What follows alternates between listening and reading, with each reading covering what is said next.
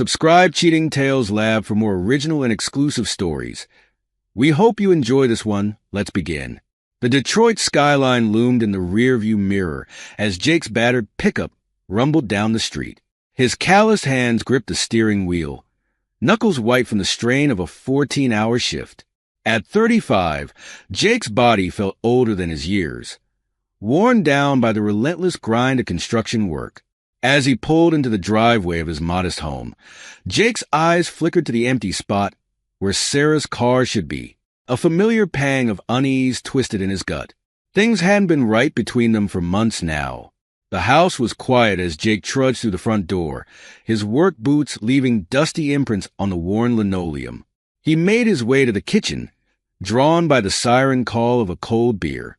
That's when he saw it, Sarah's phone on the counter. Its screen lit up with a notification.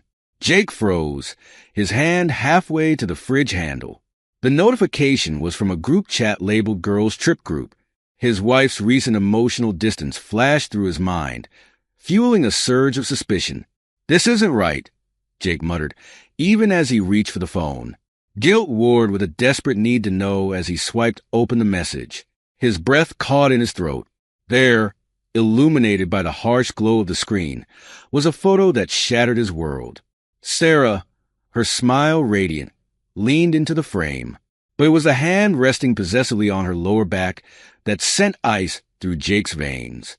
He'd recognize that ring anywhere. It belonged to his brother, Mike. With trembling fingers, Jake navigated to Sarah's text messages. The most recent exchange with Mike burned itself into his brain. "Sarah, missing you. Mike, me too, darling. Can't stop thinking about our weekend in Chicago. Let's plan another getaway soon." Jake's too wrapped up in work to notice anything.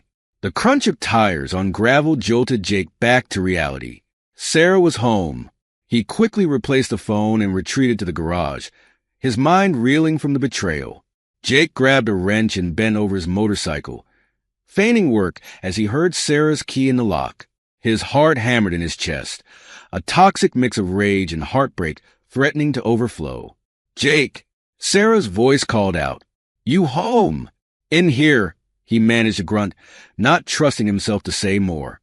Sarah appeared in the doorway, her smile faltering as she took in Jake's tense posture. "Everything okay?" Jake nodded tersely, keeping his eyes fixed on the bike's engine. "Long day. Gonna tinker for a bit before dinner." As Sarah's footsteps faded, Jake's grip on the wrench tightened until his knuckles turned white. His world had just imploded, and he had no idea what to do next. The next morning dawned gray and dreary, matching Jake's mood perfectly.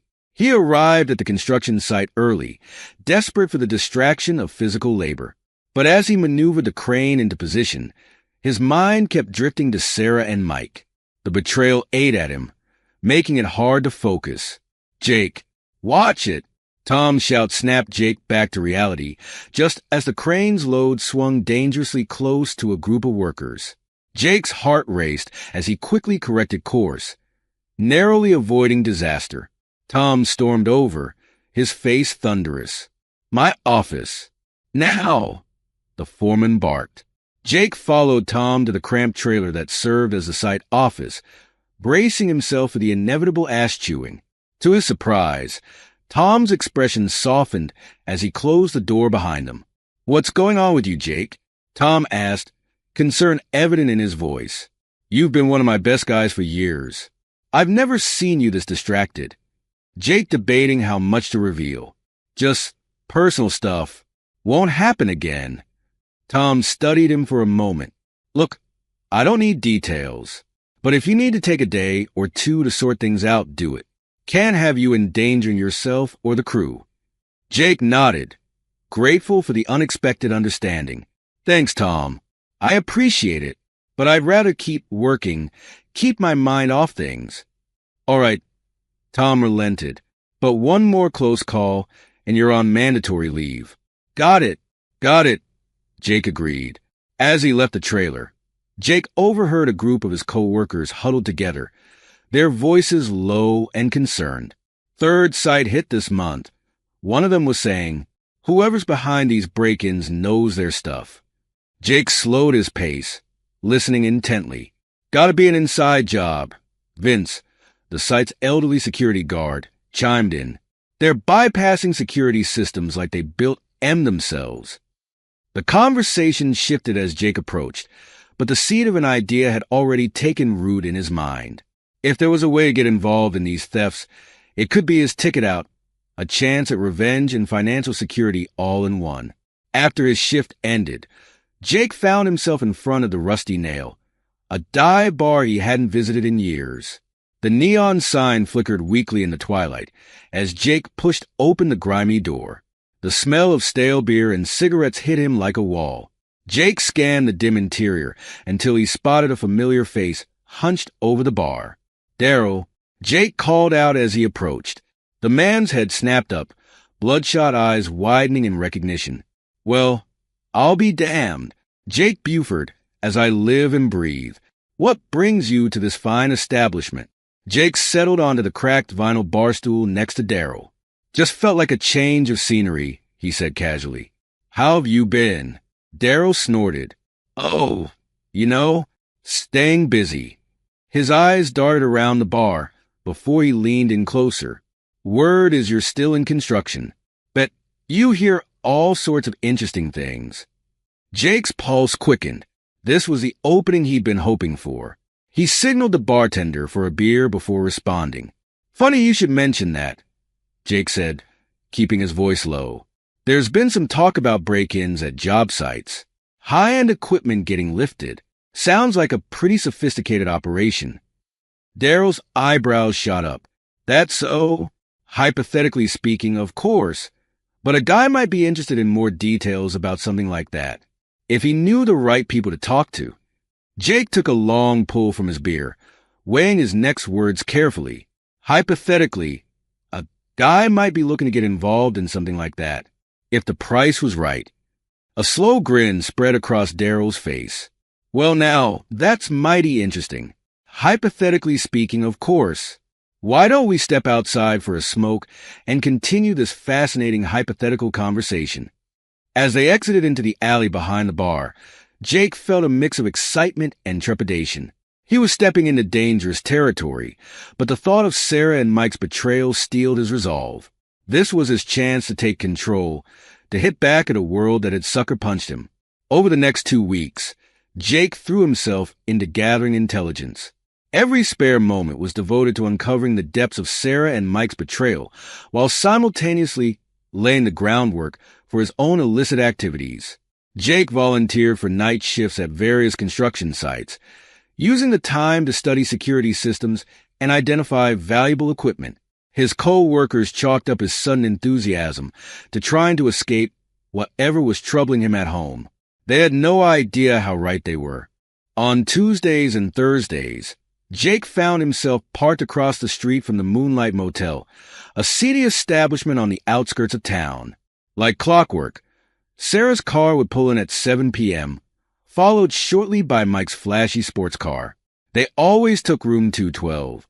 The first time Jake saw them together, laughing as they hurried into the room, he nearly lost it.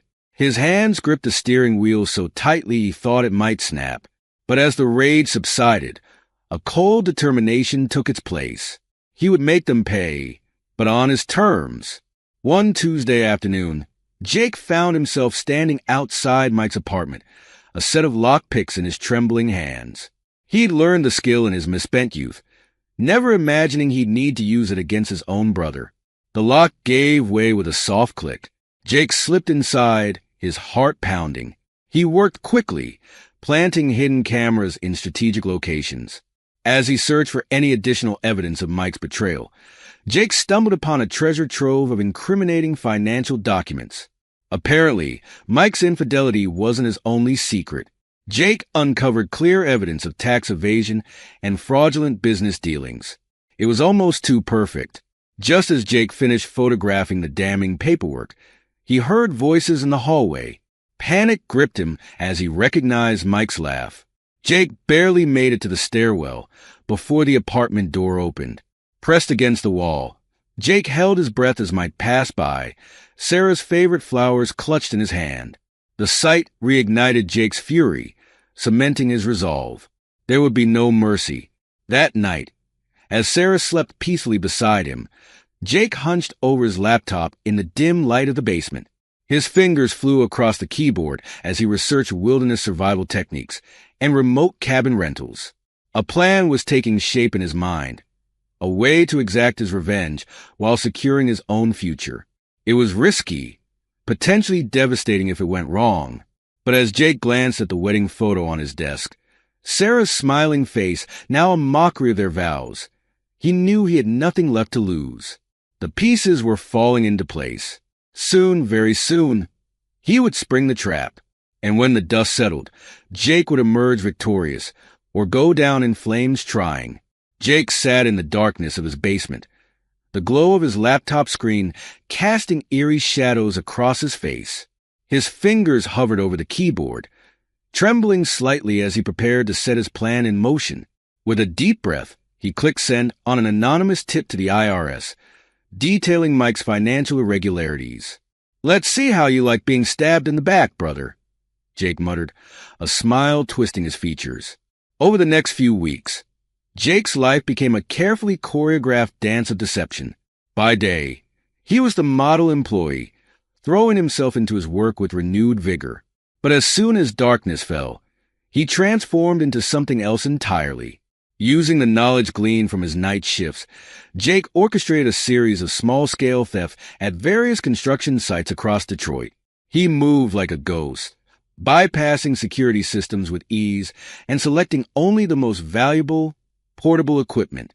After each heist, Jake would meet Daryl in dimly lit parking lots or seedy bars to fence the stolen goods. The wads of cash he received in return felt like victory in his hands.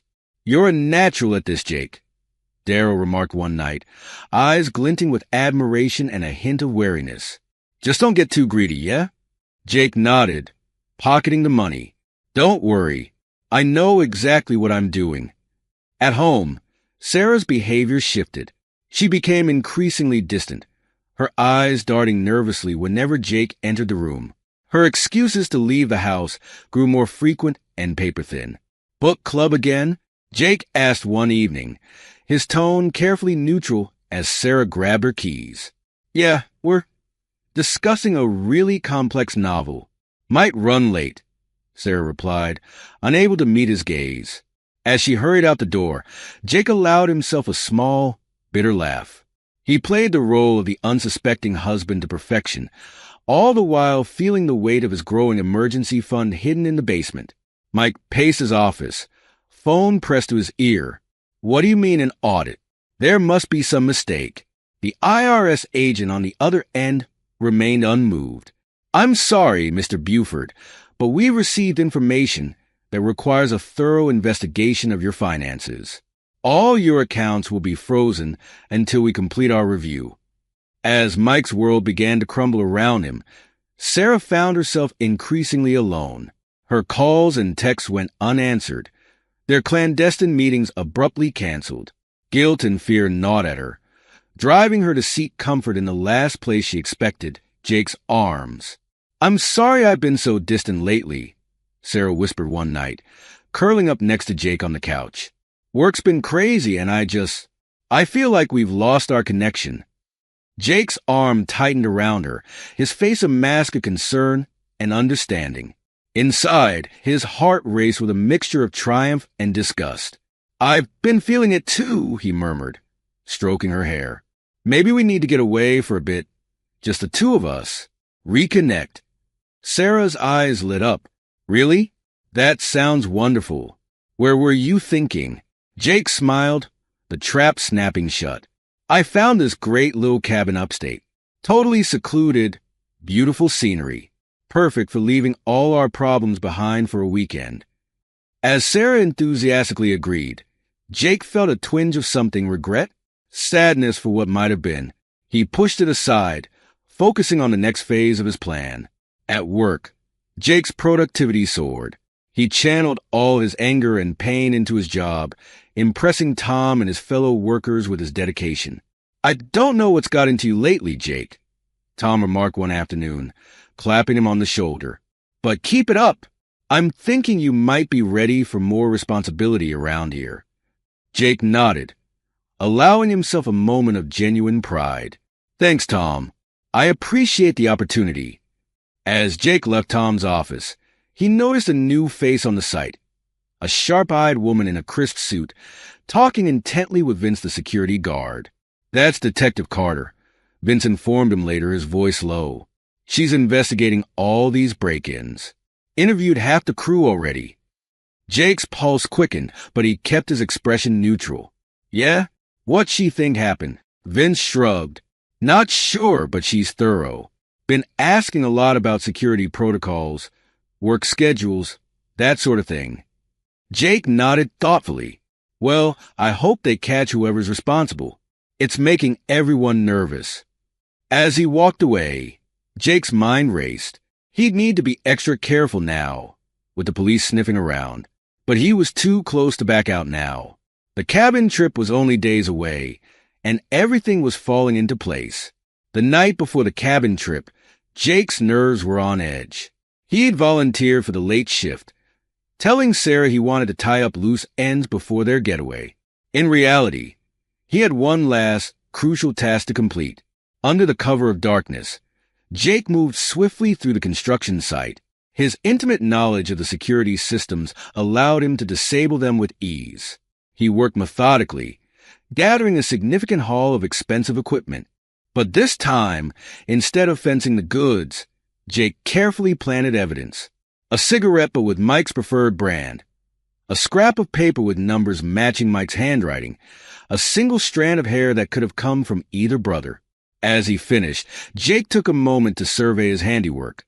It was almost poetic, he thought, how perfectly everything was coming together. The next morning, Jake and Sarah set out for the cabin.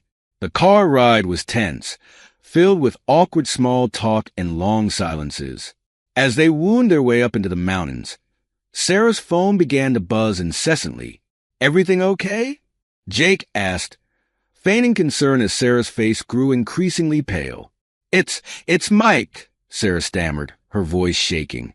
He says the IRS has frozen all his accounts, and now the police are investigating him for some kind of theft ring. Jake, I don't understand what's happening. Jake reached over, squeezing her hand. Hey, it's all right. I'm sure it's just a misunderstanding. Why don't we turn off our phones for the weekend? Give ourselves a chance to focus on us, like we planned.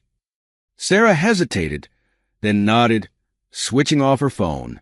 Jake did the same, feeling a surge of anticipation. There was no turning back now. As they arrived at the cabin, Jake marveled at how peaceful it looked, the perfect setting for the storm he was about to unleash. They spent the afternoon settling in, taking a short hike and preparing dinner together. As night fell, Jake knew it was time. Sarah, he said softly, setting down his wine glass. There's something we need to talk about. The color drained from Sarah's face as Jake slowly, methodically laid out the evidence of her affair. Photos from the hidden cameras, printouts of text messages, hotel receipts, a damning trail of betrayal. Sarah broke down, tears streaming down her face as she confessed everything. I'm so sorry, Jake, she sobbed. I never meant for any of this to happen. Please, you have to believe me. I love you, I do. Jake let the silence stretch, watching Sarah squirm.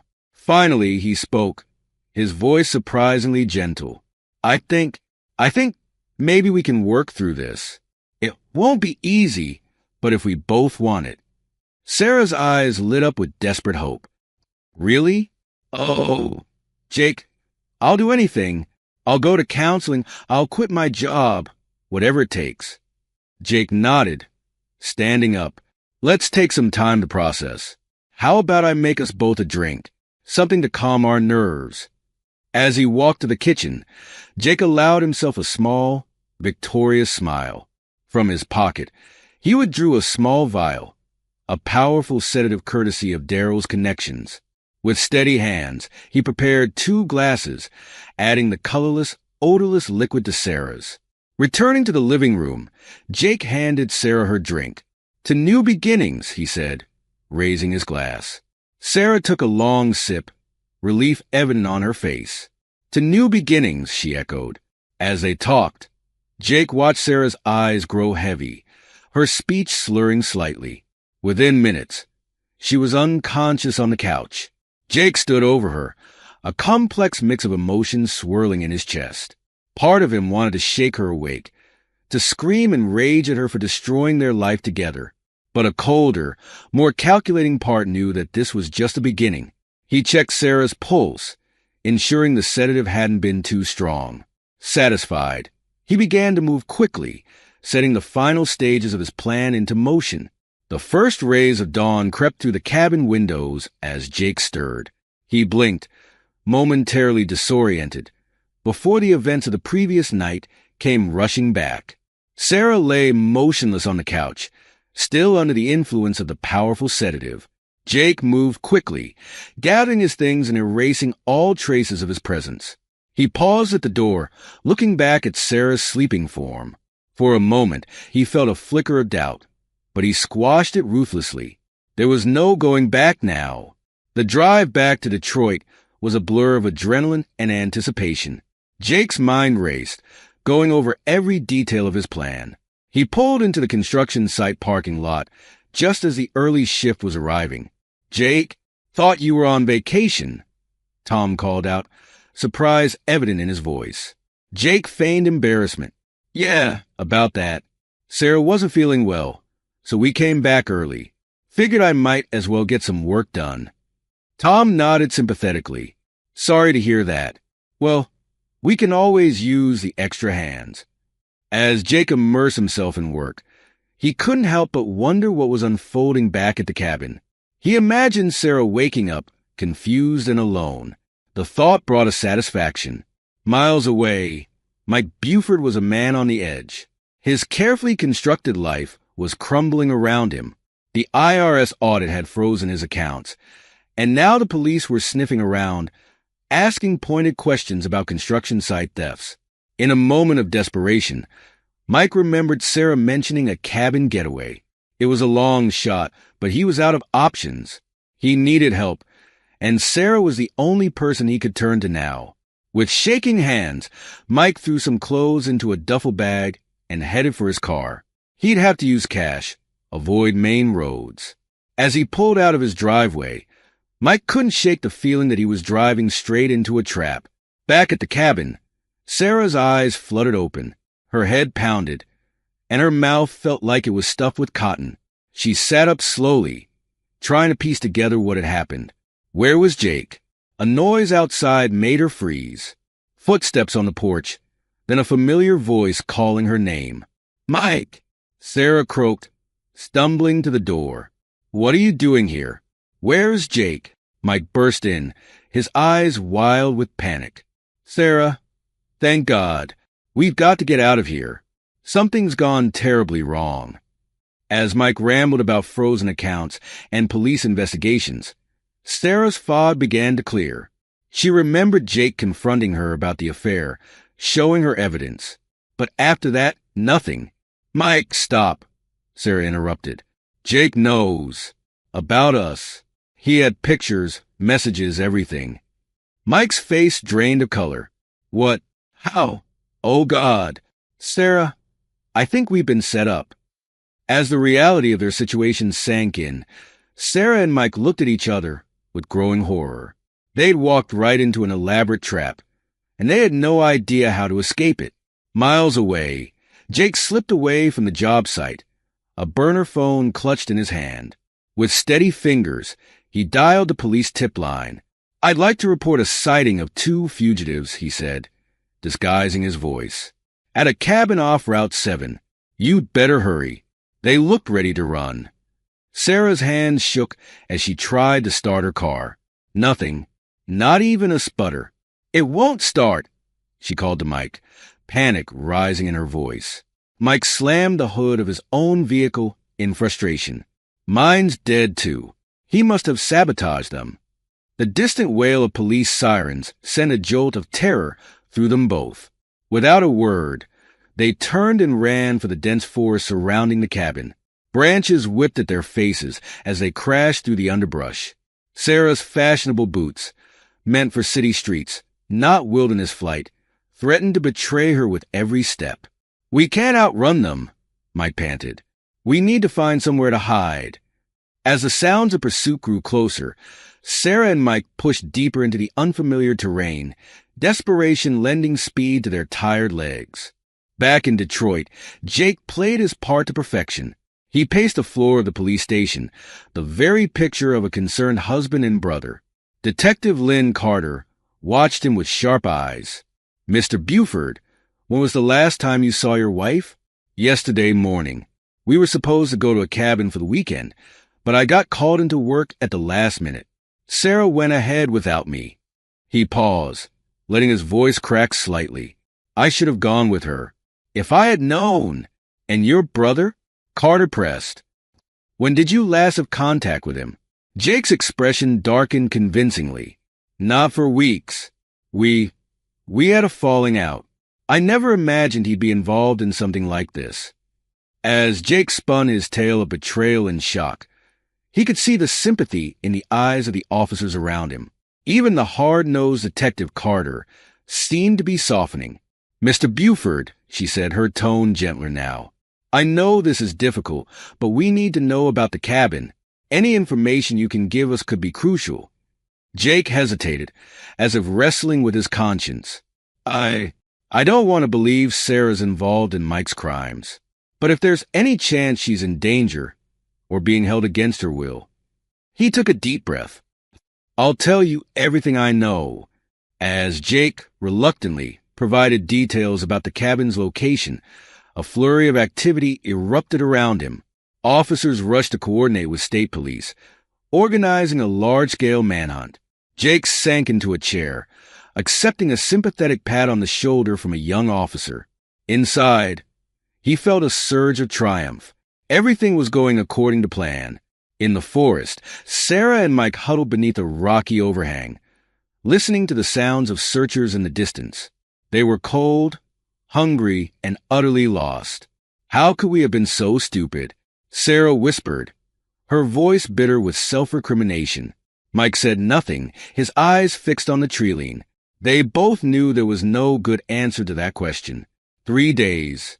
It felt like an eternity to Sarah and Mike as they stumbled through the wilderness, evading search parties and struggling to survive.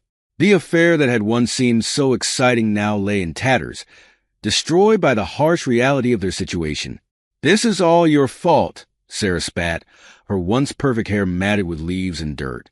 "If you hadn't been so careless with your finances." "My fault." Mike shot back. "You're the one who couldn't keep your story straight." Jake must have suspected something for months. Their bitter argument was cut short by the distant sound of helicopter blades. They froze, exchanging a look of pure terror before scrambling for better cover. Meanwhile, back in Detroit, Jake was being hailed as a hero. His discovery of the construction site, theft ring, had impressed everyone from his co-workers to the police. "Jake, my office." Tom called out one morning. Jake entered, his face a careful mask of humility. "What's up, Tom?" The foreman grinned, holding out his hand. "Congratulations, Site Supervisor Buford. You've more than earned this." As Jake shook Tom's hand, accepting the promotion he'd long desired, he felt a twinge of something, not quite regret, but a sense of the enormity of what he'd done. He pushed it aside. This was what he'd wanted, wasn't it? That night, Jake made one final move. Using another burner phone, he called in one last anonymous tip. "I saw 2 people matching the fugitive's description," he reported, his voice disguised. They were heading towards the old mine shaft off County Road 22. The police and rescue teams converged on the abandoned mine, believing they had Sarah and Mike cornered at last. Deep in the mine's twisting tunnels, Sarah and Mike heard the approaching sirens. The realization that they were trapped hit them like a physical blow. "There has to be another way out," Mike said desperately, pushing deeper into the darkness. Sarah hesitated, fear and exhaustion warring within her. "Mike, wait!" But it was too late. Mike's frantic scramble triggered a cascade of loose rock. Sarah screamed as the tunnel mouth collapsed, debris raining down around them. When the dust settled, Sarah found herself pinned beneath a fallen beam, pain shooting through her leg. Mike was nowhere to be seen. The rescue team found her quickly, drawn by her cries for help. As they worked to free her, Sarah's mind raced. How had it all gone so wrong? Hours later, Sarah lay in a hospital bed, a IV drip in her arm, treating her for dehydration and minor injuries. Detective Carter stood at the foot of the bed, her expression stern. "Mrs. Buford, I need you to tell me exactly what happened," Carter said. Sarah closed her eyes, the weight of her actions crashing down upon her. Slowly, haltingly, she began to confess everything. Jake arrived at the hospital, playing the part of the concerned husband perfectly. But as he approached Sarah's room, he heard her voice, thick with tears, spilling every secret. He stepped back, unseen, a complex mix of emotions swirling within him. It was done. Over. He'd won, hadn't he? The following weeks passed in a blur. Sarah, granted immunity for her testimony, watched as her life fell apart. Friends and family turned their backs on her, disgusted by her betrayal. Jake filed for divorce, citing infidelity. The proceedings were quick, given Sarah's public admission of guilt. Mike's trial became a media sensation. Jake sat in the courtroom, watching as his brother's long history of fraud and the elaborate construction site, theft ring, were laid bare for all to see. 6 months later, Jake stood outside the courthouse, watching as Mike was led away to begin his 15-year sentence. He felt empty. The revenge he'd so meticulously planned had left him hollow. As he turned to leave, he found himself face to face with Detective Carter. "Mr. Buford," she said, her eyes narrowing slightly. "Those anonymous tips were awfully convenient, weren't they?" Jake met her gaze steadily. "I suppose the tipster was just observant. Lucky for everyone involved." Carter studied his face, searching for any sign of deception. "Lucky indeed," she said finally. "Take care, Mr. Buford." As Jake walked away, he could feel the weight of Carter's suspicions on his back. But he'd covered his tracks well. There was nothing to connect him to the elaborate scheme he'd orchestrated. He'd achieved his revenge without legal consequences. But as Jake stepped into his new apartment, he realized the cost had been higher than he'd ever imagined.